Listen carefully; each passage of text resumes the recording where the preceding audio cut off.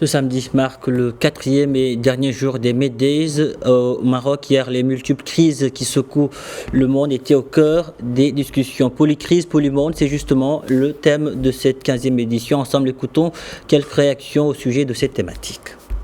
Je crois que tout le monde voit qu'on a une sorte de changement, non pas du temps, mais du climat. Certains principes fondamentaux sont remis en cause. Un politicien français a dit un jour « gouverner, c'est prévoir ». On a l'impression que maintenant, gouverner, c'est gérer l'imprévisible. Et donc, ce qu'il faut, c'est travailler à de la coopération, de la solidarité, de la compréhension, de la tolérance aussi, pour, au niveau international, parce que la plupart des problèmes qui se posent vont au-delà des frontières d'un pays, pour avoir les structures qui sont à même d'apporter des réponses aux divers challenges qui sont multiples, polycrises, multiples crises.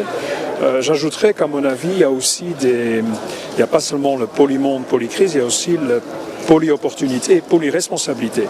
Et je crois que des pays comme le Maroc, la Belgique, des puissances de moyenne taille, des pays qui veulent un monde pacifié, qui veulent un développement socio-économique soutenable, je crois que ces pays-là doivent essayer de se rassembler pour donner une alternative aussi à l'antagonisme croissant entre le bloc américain, le bloc chinois et à ce qu'on voit comme une sorte de montée en tension. Nous vivons une période terrible. J'ai été impliqué dans les affaires internationales depuis 30 ans.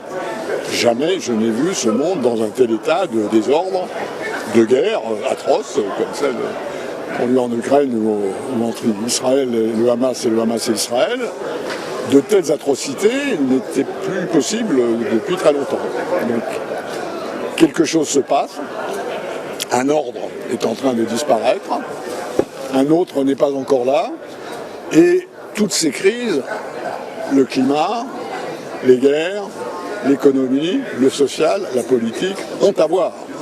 On a un énorme problème de santé de la planète, de santé des sociétés, de santé des économies, de maladie de la guerre, qui est une maladie de la paix.